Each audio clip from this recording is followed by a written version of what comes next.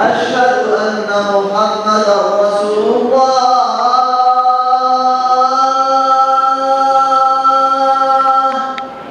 أشهد أن محمدا رسول الله.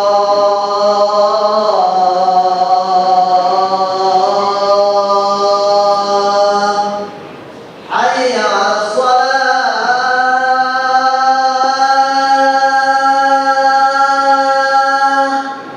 حي على الصلاة.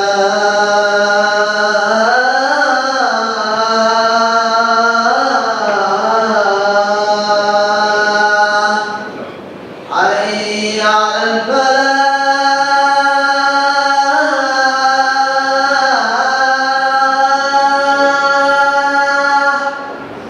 حي على الفلاح.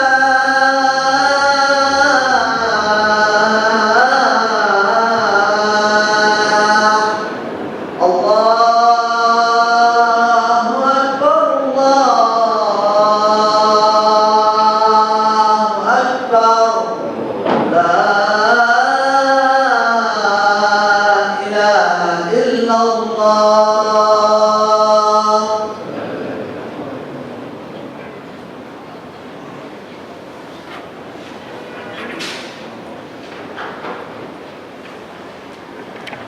الحمد لله نحمده ونستعينه ونستغفره ونؤمن به ونتوكل عليه ونشهد أن لا إله إلا الله وحده لا شريك له ونشهد أن سيدنا ونبينا محمدا عبده ورسوله أرسله الله تعالى بالحق بشيرا ونذيرا وداعيا إلى الله بإذنه وسراجا منيرا والذي بلغ الرسالة وأدى الأمانة ونصح الأمة وكشف الغمة ومحى الظلم وجاهد بالله حق جهاده حتى أتاه اليقين صلوات الله وسلامه عليه وعلى آله وصحبه ومن تبعهم بإحسان إلى يوم الدين.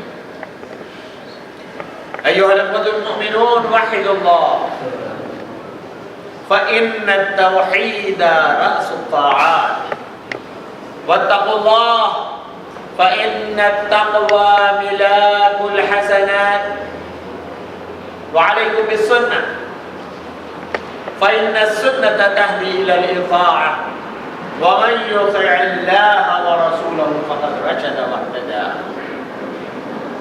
وإياكم والبدعة فإن البدعة تهدي إلى المعصية ومن يعص الله ورسوله فقد ضل وغوى وعليكم بالإحسان فإن الله يحب المحسنين. قال الله تبارك وتعالى أعوذ بالله من الشيطان الرجيم بسم الله الرحمن الرحيم إن أول بيت وضع للناس للذي ببكة مباركا وهدى للعالمين فيه آيات بينات مقام إبراهيم ومن دخله كان آمنا ولله على الناس حج البيت من استطاع إليه سبيلا ومن كفر فإن الله غني عن العالمين. وقال تعالى وأتموا الحج والعمرة لله. عن أبي هريرة رضي الله تعالى عنه قال قال رسول الله صلى الله عليه وسلم من حج فلم يرفث ولم يفسق رجع كيوم ولدته أمه. رواه البخاري ومسلم. وقال رسول الله صلى الله عليه وسلم العمرة إلى العمرة كفارة لما بينهما والحج المبرور ليس له جزاء إلا الجنة. أو كما قال عليه الصلاة والسلام, respected brothers and sisters in Islam, we are again about to come to the season of Hajj. So inshallah, in next 3 weeks we'll be speaking about various aspects of Hajj. And if somebody is going for the Hajj from this Masjid, this is their opportunity to learn the truth about Hajj and about the verses of the Holy Quran and the sayings of Prophet Muhammad sallallahu alaihi wasallam, and to go with this particular intention that you are going to perform your Hajj not for name and fame and not for any other purpose, only and only to gain the good pleasure of Allah subhanahu wa ta'ala sincerely. And for that, one has to purify his or her attention. So to start this topic, 2 verses I have recited just now. One is from Surah Ali Imran, Surah number 3, verses 196 and 197. And the other one is Surah Al-Baqarah, verse 196. And my first point is, وَلِلَّهِ عَلَى النَّاسِ حِجُّ الْبَيْتِ مَنِ اسْتَطَاعَ إِلَيْهِ سَبِيلًا. So consider the word لِلَّهِ. Then go to Surah Al-Baqarah, the verse 196. وَأَتِمُّ الْحَجَّ وَالْعُمْرَةَ لِلَّهِ. So in both places, Allah subhanahu wa ta'ala is emphasizing one point. That is the letter Lam with a kasra, Lillahi. In Arabic language, it is translated for. You are going to perform the Hajj for the sake of Allah subhanahu wa ta'ala. You are going to perform the Umrah for the sake of Allah subhanahu wa ta'ala. And if you are truly doing for the sake of Allah subhanahu wa ta'ala, you need to look into yourself first. Am I suffering with any kind of arrogance or pride? Do I have a big fat ego? Am I a selfish person in my day-to-day life? If you are suffering with any one of these, then the number 1 requirement will become very difficult for you to fulfill. Now what is number 1 requirement? We're not talking about ihram, we're not talking about buying a round-trip ticket, we are not talking about none of those. We are talking about number 1 requirement. That number 1 requirement is to fulfill your responsibility in paying the debts and dues of other people.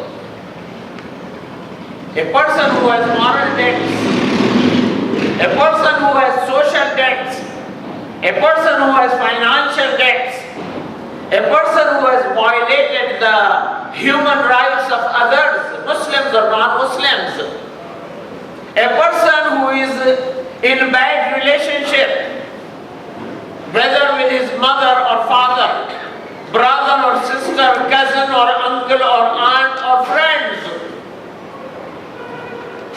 If that person goes without making the peace, if the person goes without paying the debts, we're not talking about the mortgage and credit card debts. We are talking about those debts which we owe to many people. Because nowadays it is a fashion.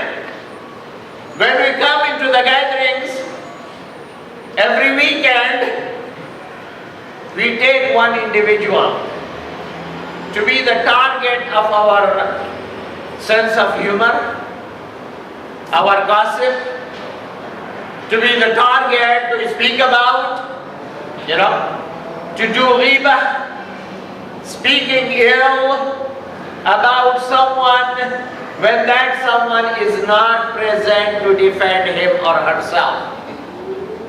So you have to go to each and every single individual you had been socializing with, you had been interacting with, you had been dealing with, whether that person is your brother or sister, or your co-worker, or your classmate, or the person who is dealing with you in your business or so.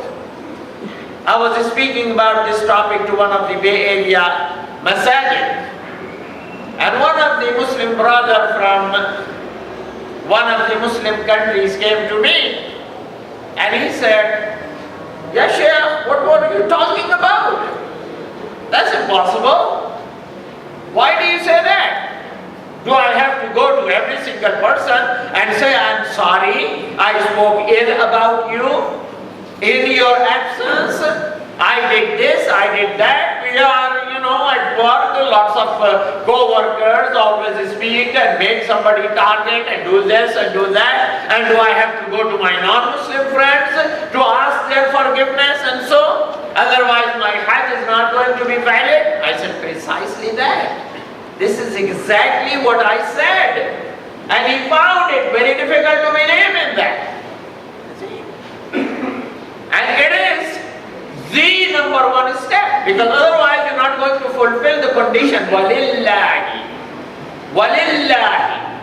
For the sake of Allah subhanahu wa ta'ala, you have to come to that level.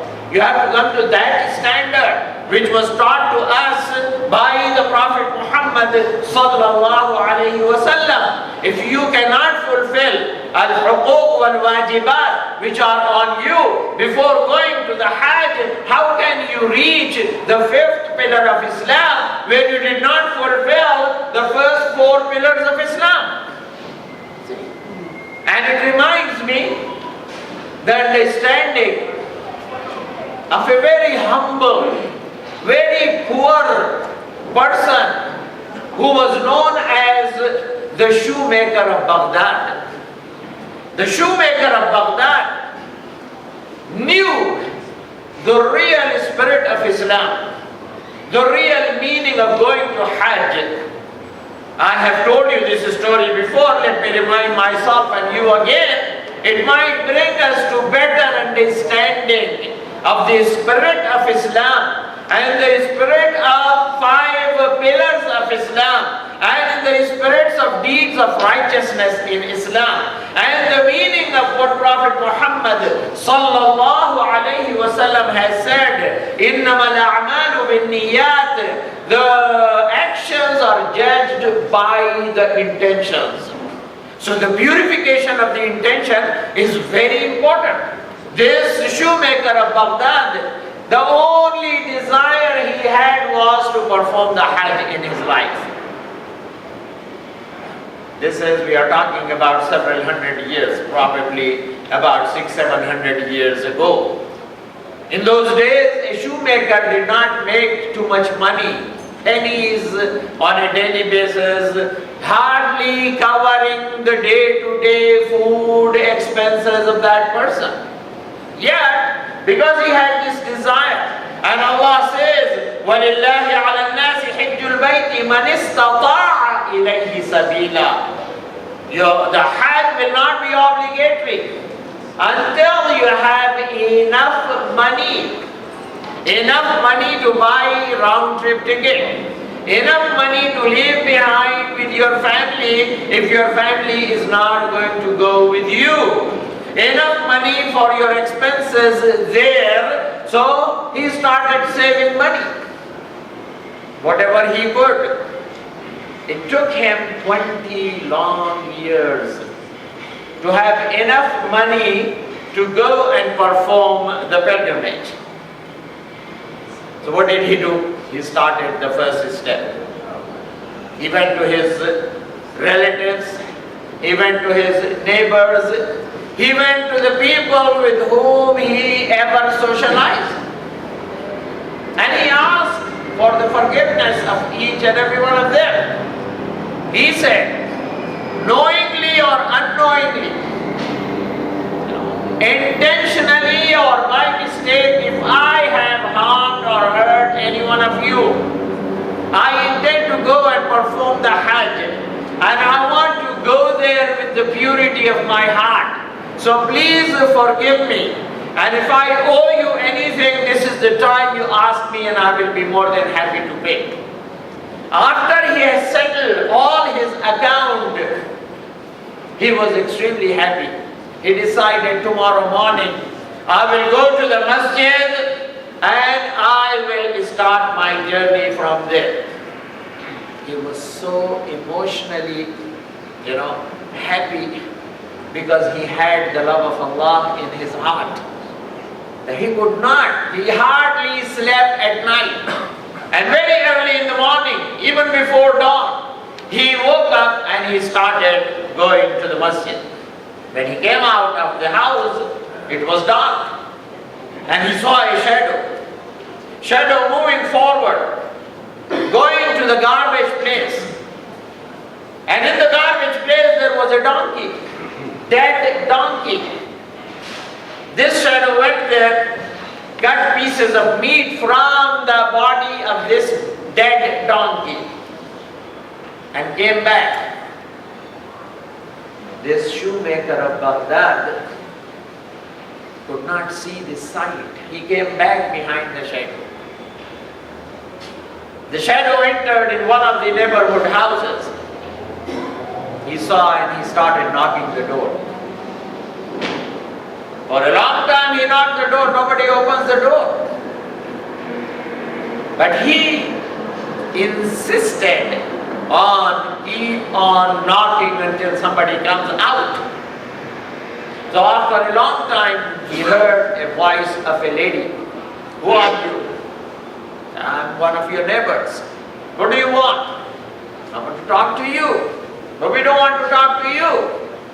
He said, no, it's extremely important for me to talk to you. And if you don't open the door, I'm going to stay here knocking the door forever. So when they are convinced that this guy is not going to move, the lady opened the door, invited him in. And he said, I know this is a Muslim neighborhood. And I know we have specific rules and regulations when it comes to halal and haram, lawful and unlawful, and about the consumption of the meat and all that. And I saw a shadow coming out of your door and taking this dead donkey's meat from the garbage place. That is haram. That is unlawful. So the lady said, yes, it may be unlawful for you, but not for us. For us, it is a question of survival. For several days past, we never had tasted any food. I am a widow. I have 4 daughters. We have no source of income. Our self-respect and self-dignity does not allow us to go and beg people for the help. So I told my daughter, don't go in the daylight, wait. And in the darkness, she went and you still saw her. So this shoemaker of Baghdad, who saved the money for the Hajj and who had the only desire to perform the Hajj, gives the bag of the money to the lady, saying, here it is. What I understood from Islam, from Quran, and from the sayings of Prophet Muhammad sallallahu alayhi wa sallam, is that if I sleep satisfied with my food and my neighbor is hungry, I'm not a believer. This is very simple and straightforward. If I have hungry neighbors, how can I go to perform the Hajj? I am not a believer if I am sleeping with the full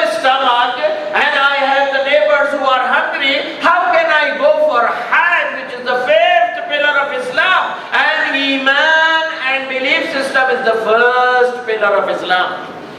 So please take it. And it is not a loan. It is outright gift for you. Take this money, start some business, do whatever you want. Don't worry about returning that money for me. And inshallah, I will start saving again, maybe another 20 or 25 years. I will be able to go and perform the Hajj. To me, it is greater than performing the Hajj that I take care of my neighbors who are hungry. The Hajj season passed. A scholar in Baghdad sees Prophet Muhammad sallallahu alayhi wasallam in his dream. And the Prophet informed this scholar that this year, and you can compare now about 4 million people performed the Hajj. But that time 600,000 was the number. He said this year 600,000 people performed the Hajj. But only 6 of them did right. And I can understand that. When I went to perform the Hajj on myself, my behalf in 1986, I saw many people holding the books and making all kind of mistakes. Many people who come to perform the Hajj unprepared. So the Prophet said only 6 did it right, and the rest did not do it right. But Allah subhanahu wa ta'ala has accepted the Hajj and the performance of the pilgrimage on behalf of all 600 only because of a good deed of the shoemaker of Baghdad. And Allah has accepted the Hajj of shoemaker of Baghdad without him performing the Hajj. So you go to such and such neighborhood and inform that person about this, that Allah subhanahu wa ta'ala was extremely happy with what he has done. Now look into another story. How different these stories are.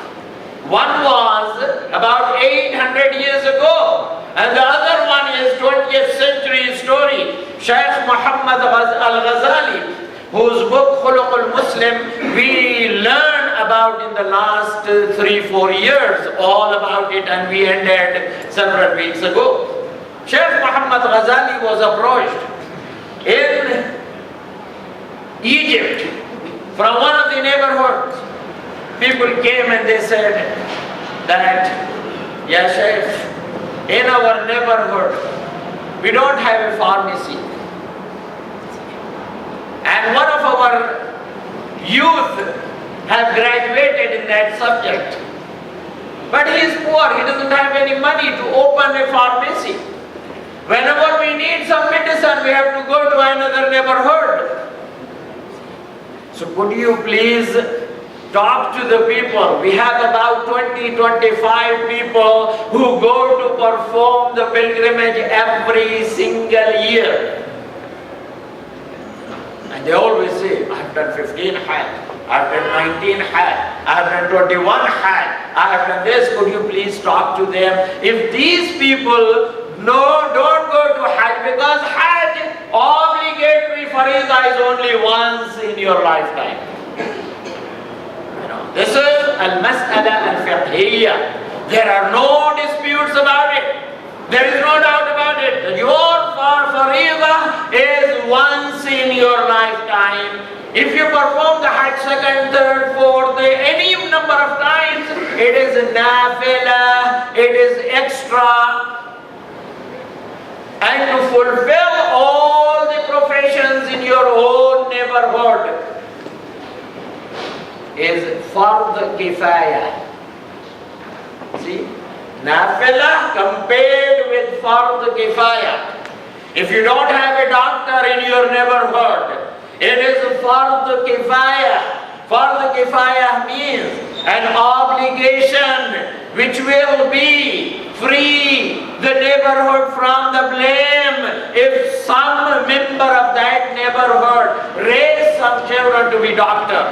If you don't have an engineer, if you don't have a scientist, if you don't have a person of any profession, it is fardu kifaya to raise some children to be that. In that neighborhood there was no pharmacy. So Shaykh Muhammad al-Ghazali went to these individuals and he presented the case of that neighborhood, saying, my friends, you will get the greater reward if you donated this money. You know, it will start a pharmacy, because what you are going to do is nafila, and this is fardu kifaya. This is an obligation. It will not only give comfort to the old people, but to the whole community, not to go to another far away neighborhood to do that. And Shaykh Muhammad al-Ghazali writes in one of his books saying that you will be surprised. You know, and each person, when I asked how much it cost, he informed me that it's 3,000 at that time, 3,000, 20th century, and we're talking about early 70s. The cost was 3,000 Egyptian dollar. If not 20, even 10% donated their amount, there would have been a new pharmacy in that neighborhood. But he has written saying that each and every one of them showed tremendous amount of anger. He stood up and he said, what are you talking about, sir? You stopping me? You prohibiting me from going to perform such a great duty to Allah subhanahu wa ta'ala? And they refused to understand the difference between fardu kifaya and nafila. So brothers and sisters in Islam, number one issue, number one question for anybody who is going to perform the Hajj is to ask yourself, why I am going to perform the Hajj? Do I want to be called Haji or Al-Hajj? Or I am doing it for the sake of Allah subhanahu wa ta'ala. I am doing it by the grace of Allah subhanahu wa ta'ala. I have completed the first 4 pillars of Islam. You know? And first 4 pillars of Islam I understood. The real spirit of Islam was, I started with the belief system and I believe in the wahdaniyah and the oneness of Allah subhanahu wa ta'ala, oneness of the humankind and oneness of the message of Allah subhanahu wa ta'ala as preached by all the prophets and messengers. Then I moved forward. In the second pillar of Islam, I learned how to connect myself and how to remember Allah subhanahu wa ta'ala. وَأَقِمِ الصَّلَاةَ لِذِكْرِ Surah 20 verse 14. That I have to pray 5 times a day to connect with Allah subhanahu wa ta'ala. I paid my zakah, not for the name and fame, to bridge the gap between the rich and poor, to establish in my own community the social justice, which is my duty whenever I say La ilaha illallah Muhammadur Rasulullah, to start in my communities.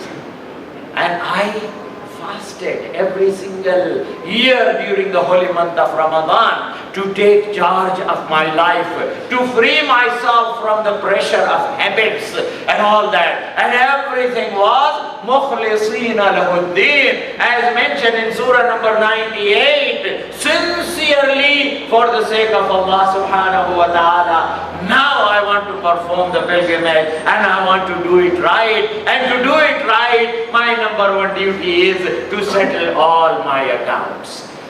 If I am able to do that, then what will happen? In the glorious words of Allah subhanahu wa ta'ala, you will realize that the Kaaba where you are going, it is the sign of Tawheed of the Muslims, the oneness of the Muslims, because this is the first house, أَوَّلَ بَيْتٍ وُضِعَ لِلنَّاسِ, the first house which was created or established for the humankind is that one which is in Mecca, and that is we call Kaaba. And the description of this house is 2 things: Mubarakan wa Hudan, is the blessed one, and it is the source of guidance. Meaning when you purify your intentions and you go there, you will come back as a better person. How? In the words of Prophet Muhammad sallallahu alayhi wasallam, as if you were born on that day.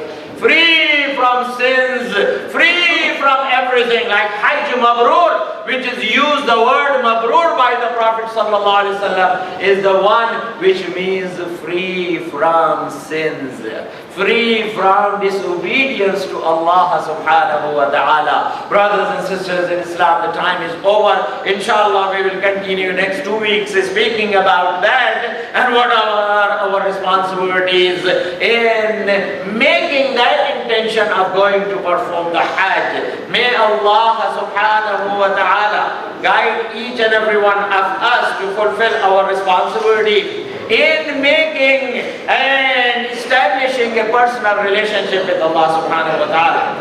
There is a request for dua for Sister Gazette, who is the wife of Brother DeMarco and the mother of our brother, two brothers who are our security individuals downstairs, So may Allah subhanahu wa ta'ala, pray for her, may Allah subhanahu wa ta'ala grant her speedy recovery, and may Allah subhanahu wa ta'ala grant speedy recovery to all sick people, and His forgiveness and maghfirah to all those who have passed away. أقول قولي هذا وأستغفر الله لي ولكم ولسائر المسلمين فاستغفروه إنه هو الغفور الرحيم.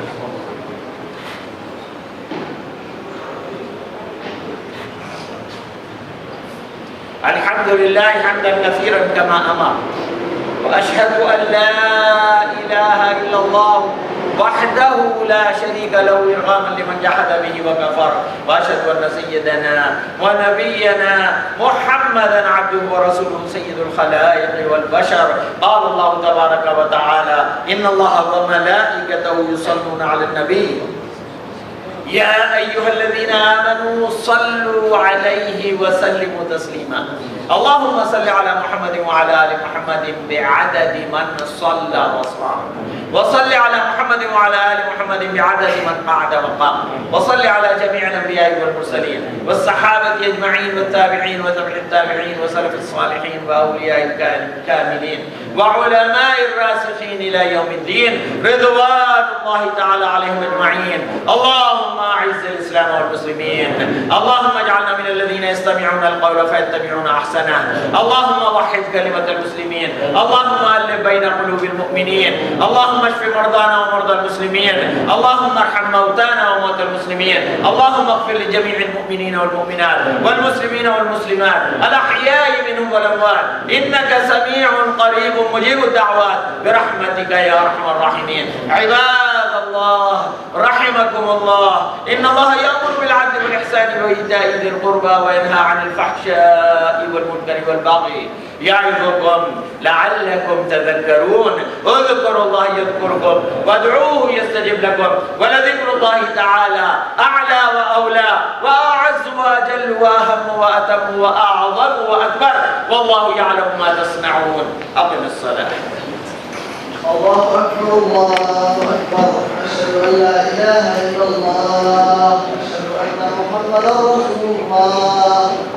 حي على الصلاة حي على الفلاح، قد قامت الصلاة قد قامت الصلاة. الله أكبر الله أكبر، لا إله إلا الله.